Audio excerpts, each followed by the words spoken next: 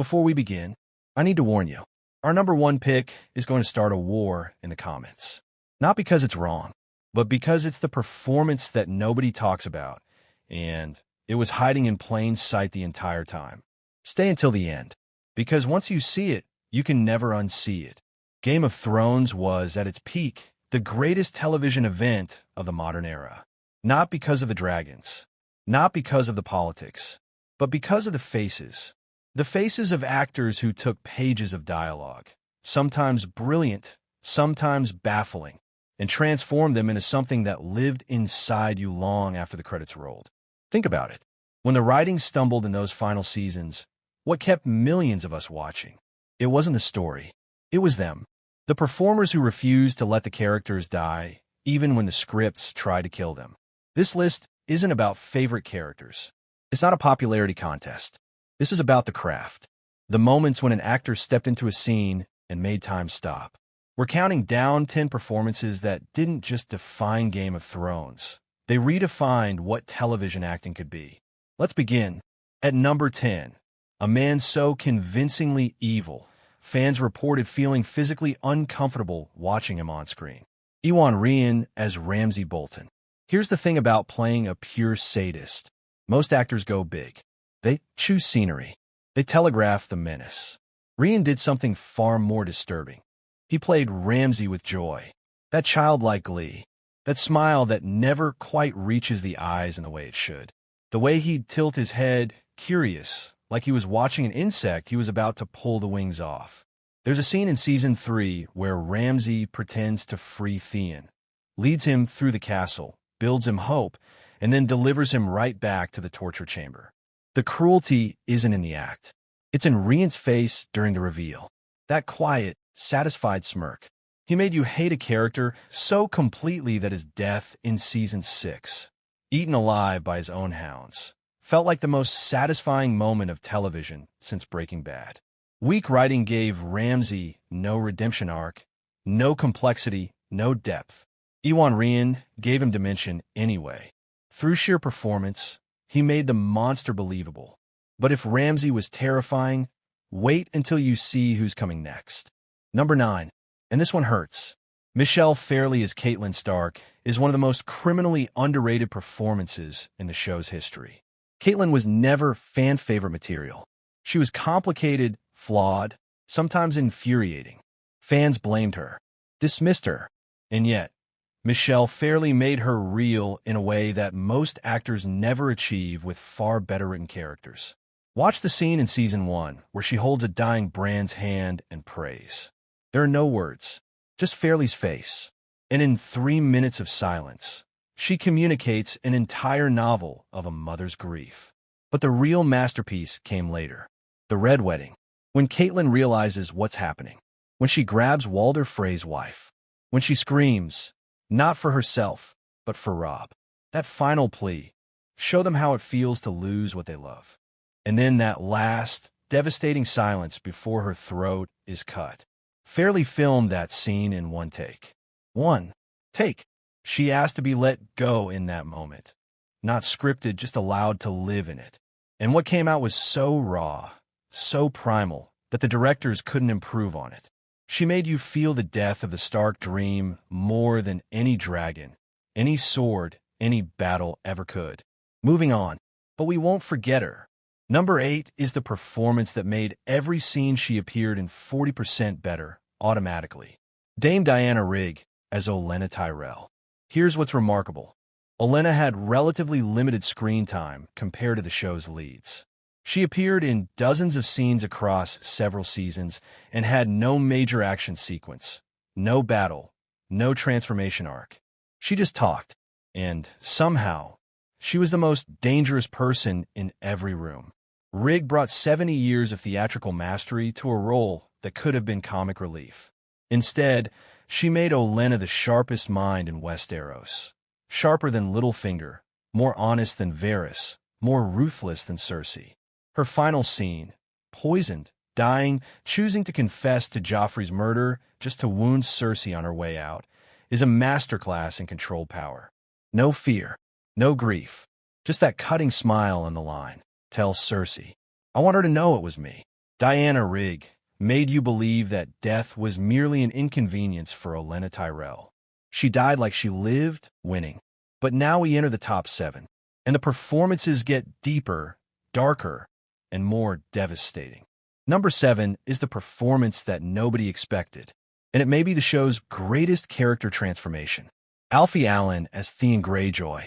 Theon began as a side character, arrogant, disloyal, easy to dismiss.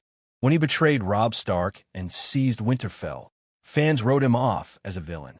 Simple. Done. And then Ramsay Bolton happened.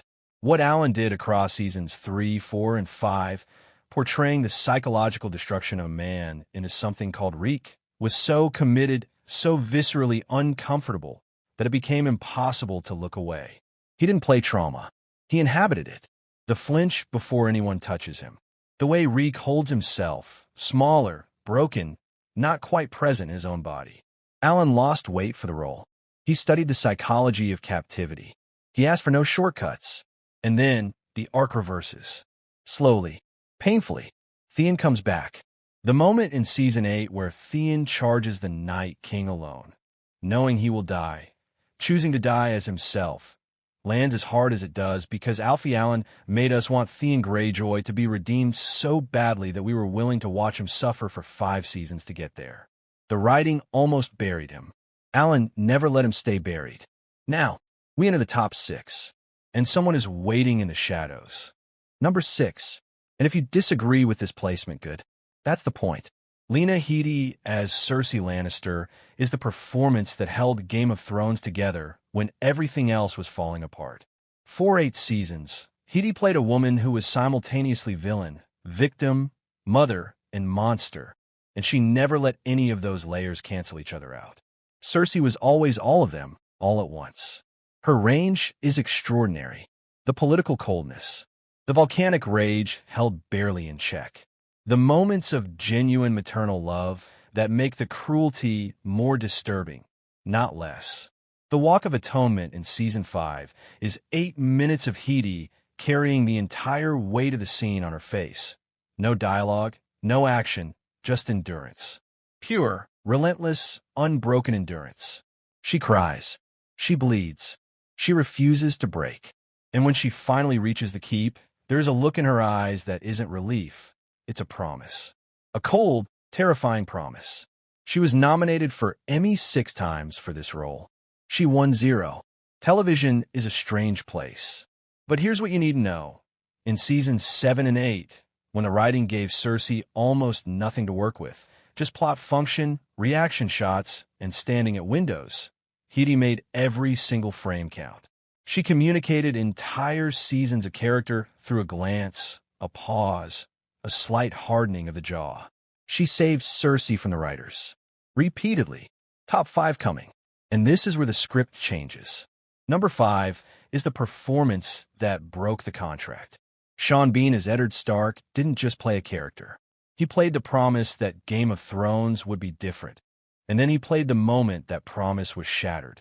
Ned Stark was the hero, the moral center, the man the entire first season was built around. Audiences in 2011 came from a world where heroes survived, where the good guy always found a way.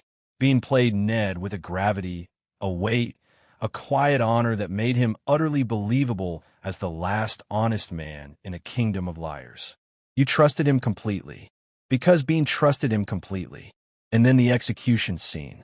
What Sean Bean did in those final moments, the confusion, the heartbreak, the searching of the crowd for his daughters, the silent goodbye, destroyed audiences who thought they were watching a safe show.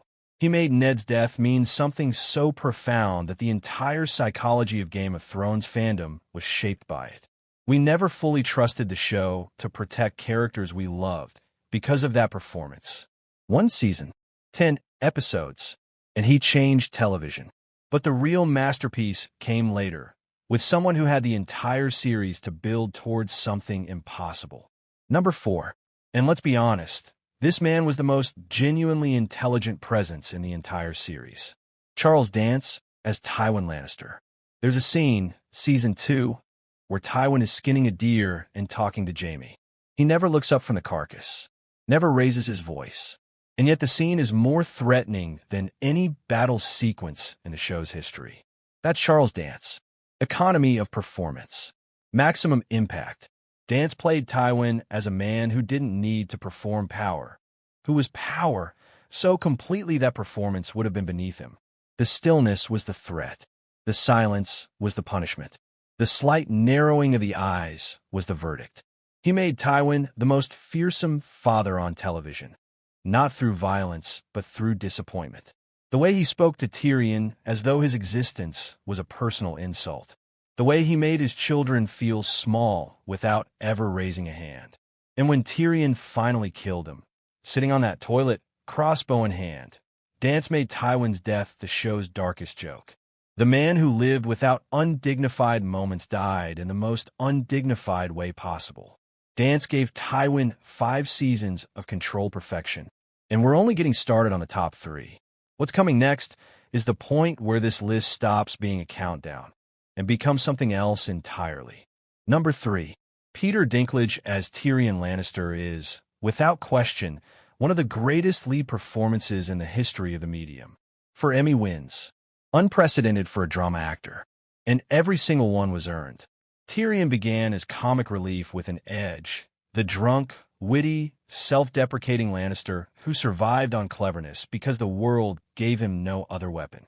Dinklage played that lightness brilliantly, but he never let you forget what was underneath it. The drinking wasn't just habit. It was armor. Dinklage showed you the armor and the wound beneath it simultaneously, in the same scene, sometimes in the same line. His speech at the Purple Wedding trial, "I wish I was the monster you think I am," is 9 minutes of pure, uninterrupted acting. He goes from bitter to wounded to furious